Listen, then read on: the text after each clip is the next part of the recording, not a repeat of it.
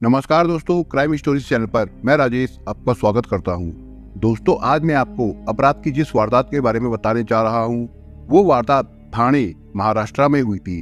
तो चलिए दोस्तों, इस वारदात के बारे में हम लोग विस्तार से जानते हैं। ठाणे जिले के वीरा रोड पर गीता नगर है। यहाँ फेज 7 में आकाशदीप सोसाइटी के चेयरमैन प्रताप जायसवाल और सेक्रेटरी सुरेश चौहान 7 जून 2023 की सुबह एक शिकायत लेकर नया नगर थाने गए थे। उन्होंने एसएचओ को बताया कि सोसाइटी के 704 नंबर फ्लैट से अजीब तरह की सड़ान आ रही है।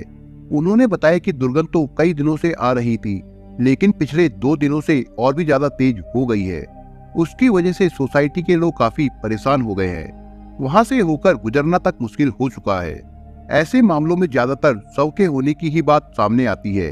इसलिए एसएचओ ने इस सूचना को गंभीरता से लिया और तुरंत ही कुछ पुलिसकर्मियों को साथ लेकर आकाशदीप सोसाइटी की तरफ निकल गए। पुलिस की जांच टीम 7वीं मंजिल पर स्थित उस फ्लैट पर पहुंची तो उसका मेन गेट बंद था। एक पुलिसकर्मी ने दरवाजे की कॉल बेल बजाई। कुछ सेकंड बीत गए, लेकिन भीतर से किसी के दरवाजा खोलने की आहट तक नहीं सुनाई दी। पुलिसकर्मी ने दोबारा 2-3 बार कॉल बेल बजाई और दरवाजे को जोर से थपथपाया।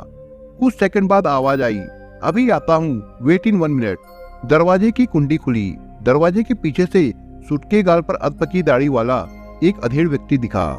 उसने दरवाजा उतना ही खोला जितने से वो अपनी गर्दन बाहर निकाल सकता था और बोला, क्या बात है, कौन है?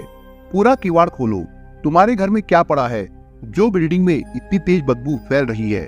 आसपास के लोग परेशान हो रहे हैं। एक पुलिसकर्मी बोला, कुछ भी तो नहीं, वो मैंने घर की सफाई की है, उसी कचरे की बदबू है।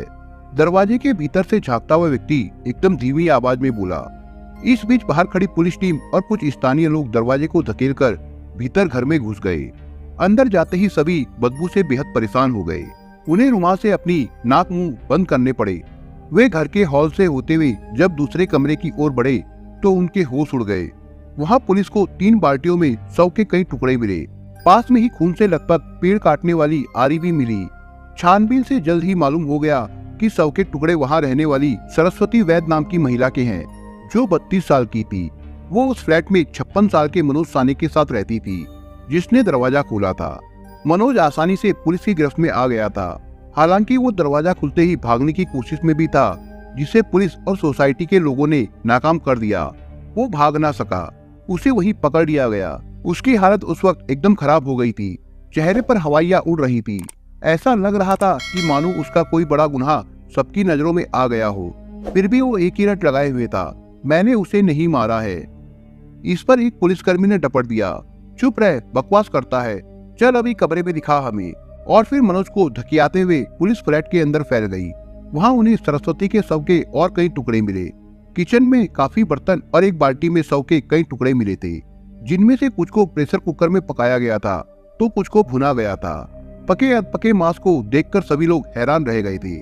शव के टुकड़ों को जांच के लिए मुंबई के जेजे अस्पताल में भेज दिया गया था। ये मामला सामने आते ही दिल्ली में हुए श्रद्धा वाकर मामले की यादें ताजा हो गई।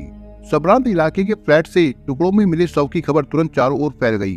सोशल मीडिया से लेकर टीवी चैनलों पर, और कुछ समय बाद ही ये खबर लोगों के मोबाइल पर भी पहुंच गई, जबकि इसे अगले रोज प्रिंट मीडिया ने प्रमुखता से प्रकाशित किया। इस बारे में तरह तरह की बातें छपने से इलाके में सनसनी फैल गई थी। सोसाइटी के लोग इस घटना के बारे में सुनकर दंग रह गए। ये बेहद लोमहर्षक घटना थी। एसएचओ ने इस घटना की सूचना अपने उच्च अधिकारियों को देकर सोसाइटी के लोगों से भी गहन पूछताछ की। उनसे मिली जानकारी से पता चला कि सरस्वती और मनोज इलाके में पिछले कई सालों से किराए पर रह रहे थे। उनके आपसी रिश्ते को लेकर भी लोगों के बीच संदेह था, क्योंकि उनकी उम्र का भी बड़ा अंतर था। किसी ने प्रेमी युगल बताया तो किसी ने आपसी रिश्तेदार। सरस्वती वैद की मौत के बारे में पूछने पर मनोज ने दावे के साथ बताया कि वो 3 जून 2023 को ही मर गई थी। सरस्वती को उसने नहीं मारा। जब वो 3 जून की सुबह सोकर उठा तो उसने देखा कि सरस्वती मर चुकी है। सरस्वती की हालत को देखकर वो डर गया कि लोग कहीं उसे ही उसकी मौत का जिम्मेदार ना ठहरा दे। इसी डर की वजह से उसने शव को ठिकाने लगाने का फैसला कर लिया। पुलिस को मनोज की बातें काफी अटपटी लगी। पुलिस को लगा कि मनोज ने बचने के लिए उन्हें गुमराह करने की कोशिश की है। पुलिस को जांच में ये भी पता चला कि मनोज HIV संक्रमित है और उसके दावे के मुताबिक सरस्वती उसकी प्रेमिका जरूर थी, लेकिन उसने कभी भी शारीरिक संबंध नहीं बनाए थे। जबकि पुलिस को उनके संबंधों और सरस्वती के शव को ठिकाने लगाने संबंधी कई बातें सुनने को मिली। सोसाइटी के कुछ लोगों ने बताया कि मनोज आवारा कुत्तों को मांस खिलाता हुआ देखा गया था, जो सरस्वती के शरीर के हो सकते हैं। ऐसा करते हुए उसे पहले कभी नहीं देखा गया था। इस मामले की छानबीन के क्रम में पुलिस को सरस्वती की 4 बहनों के बारे में भी जानकारी मिली, जबकि लोगों को उसके बारे में पता था कि वो अनाथालय में पली बड़ी है। उसके माता पिता या परिवार के बारे में किसी को कुछ नहीं पता था। बहनों को थाने बुलवाकर उनसे पूछताछ की गई। उनके बयान के आधार पर मनोज सानी के खिलाफ हत्या, सबूत मिटाने और शव को ठिकाने लगाने के जुर्म में रिपोर्ट दर्ज कर ली गई। इस हत्याकांड में मीरा रोड की नया नगर थाने की पुलिस ने आरोपी के खिलाफ आईपीसी की धारा 302 और 201 के तहत मुकदमा दर्ज कर लिया था। पूछताछ में पता चला कि सरस्वती वैद्य और मनोज के रिश्ते की कहानी एक राशन की दुकान से शुरू हुई थी। यही दोनों की पहली मुलाकात साल 2014 में हुई थी। इस बारे में मनोज सानी ने बताया कि बोरीवली की एक राशन की दुकान पर सरस्वती मिली थी। उनकी पहली जान पहचान बेहद दिलचस्प थी। तब दोनों दुकानदार से एक ही बात पर लड़ पड़े थे। दरअसल दुकानदार चावल का वजन कम तोल रहा था, जो मनोज को मिलना था। सरस्वती वही खड़ी दुकानदार की हरकत देख रही थी। जब सरस्वती ने इसका विरोध किया, तब शांत स्वभाव का मनोज भी उसका साथ देने लगा और उन्होंने इसकी शिकायत मापतोल विभाग में करने की चेतावनी दी। हालांकि बाद में पता चला कि मनोज कभी उस राशन की दुकान पर काम करता था। मनोज की बातों से सरस्वती को एहसास हुआ कि वो एक गंभीर और सुलझा हुआ इंसान है। देखने में जरूर समय का मारा हुआ निराश और हताश दिखता है, लेकिन उसे मान सम्मान की जरूरत है। इसके बाद उन दोनों की कई मुलाकातें हुई। धीरे धीरे सरस्वती उसकी ओर खिंचती चली गई। मनोज ने भी महसूस किया कि सरस्वती के उसकी जिंदगी में आने से कुछ अच्छा महसूस वो कर रहा है। सरस्वती वैद्य ने मनोज को अपना परिचय एक अनाथ लड़की के रूप में दिया था।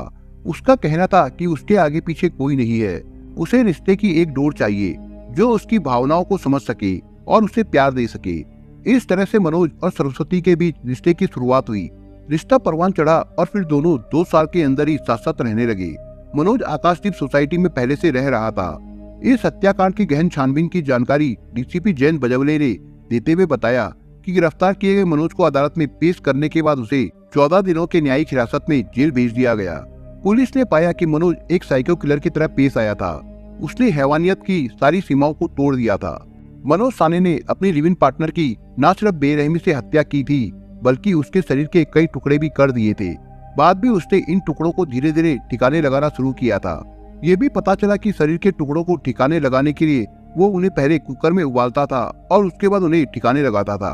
कुछ स्थानीय लोगों ने यह भी बताया कि उबालने के बाद वो टुकड़ों को पीसकर टॉयलेट में फ्लश कर देता था, ताकि इस हत्या के बारे में किसी को पता न चले। वहीं कुछ लोगों का ये भी कहना है कि वो कुत्तों को ये टुकड़े खिलाता था। पड़ोसियों ने टॉयलेट की पाइपलाइन जाम होने की शिकायत भी की थी। मनोज सानी को लेकर उसके एक पड़ोसी ने पुलिस को एक अजीब बात बताई। उन्होंने कहा कि मनोज और उसकी लिव इन पार्टनर उनसे एकदम कटे कटे रहते थे। वो किसी से भी ज्यादा मतलब नहीं रखते थे। एक फ्लोर पर 4 फ्लैट है। बाकी लोगों के घर के लोगों का अक्सर एक दूसरे के यहाँ आना जाना होता था, लेकिन उसका दरवाजा हमेशा बंद रहता था। वे लोग सिर्फ आने जाने के लिए ही दरवाजा खोलते थे। पुलिस की जांच में कई सनसनीखेज खुलासे हुए, जिसमें एक उसकी आदत भी थी। मनोज ने ही पुलिस को बताया कि उसने वेब सीरीज देखकर सरस्वती की हत्या करने का प्लान बनाया था। साथ ही श्रद्धा वाकर मामले की भी पूरी स्टडी की थी। इसके अलावा उसने बॉडी डिकम्पोज करने का तरीका गूगल पर सर्च किया था। दूसरी सनसनीखेज जानकारी दोनों के अनाथ होने को लेकर भी थी। मनोज सानी लोगों से कहता था कि वो और सरस्वती दोनों अनाथ है। इसकी सच्चाई का भेद तब खुला जब पुलिस छानबीन के दरमियान दोनों के रिश्तेदार सामने आ गए। सरस्वती की 4 और बहनें हैं। माता पिता के तलाक के बाद उनका पालन पोषण एक अनाथालय में हुआ था। वहीं आरोपी मनोज के रिश्तेदार बोरीवली में रहते हैं और बोरीवली के पौष इलाके भाई नाका की सानी रेजिडेंसी में उसका एक फ्लैट है। ये फ्लैट मनोज ने 30,000 रुपए मासिक किराए पर दे रखा है। यहाँ तक कि मनोज और सरस्वती शुरुआती दिनों में 2 साल तक इसी फ्लैट में रहे थे। पुलिस के अनुसार मनोज एक कोल्ड माइंडेड इंसान है और उसने बहुत सोच समझकर हत्या को अंजाम दिया है। उसने बताया कि शव के टुकड़े करने से पहले उसका फोटो भी खींचता था। उसने शव के करीब 100 टुकड़े किए थे। मोबाइल और फोटो पुलिस ने कब्जे में ले लिए हैं। आगे की जांच में इनसे मदद मिलेगी। जांच में सरस्वती की मृतदेह पर मारपीट के कई निशान पाए गए। मोबाइल में खींची गई तस्वीरें और सरस्वती की मृतदेह पर मारपीट के निशान मनोज की दरिंदगी की मंशा को जाहिर कर रहे थे। इसके अलावा गूगल की सर्च हिस्ट्री कई अहम राज खोल सकती है। मनोज के बारे में पुलिस को एक अहम राज उसके HIV पीड़ित होने का भी मालूम हुआ। इसका दावा उसने खुद किया। उसने बताया कि इसकी जानकारी उसे 2008 से ही थी। उसका कहना है कि वो इलाज करवा रहा था और सरस्वती से उसने कभी शारीरिक संबंध नहीं बनाए। पुलिस उसके सभी दावों की जांच कर रही है। वो 29 मई से ही काम पर नहीं जा रहा था। उसने कई लोगों को अपने और सरस्वती के बीच मामा भांजी का रिश्ता भी बताया था, जबकि दोनों की शादी के बाद सरस्वती की बहनें उसके घर खाना खाने आई थी। पूछताछ में मनोज ने बताया कि दोनों के बीच आर्थिक तंगी को लेकर झगड़ा होता था। 3 जून की रात भी दोनों के बीच झगड़ा हुआ था। इस अनुसार संभव है कि मनोज ने उसकी पहले हत्या कर दी हो और फिर बाद में शव को ठिकाने लगाने की योजना बनाई हो। दोस्तों, आप अगर चैनल पर नए हो तो आप चैनल को सब्सक्राइब करने के साथ कमेंट बॉक्स में इस कहानी के बारे में अपने विचार जरूर लिखिएगा। मिलता हूं एक नई कहानी के साथ, तब तक के लिए अपना ख्याल रखिएगा। धन्यवाद।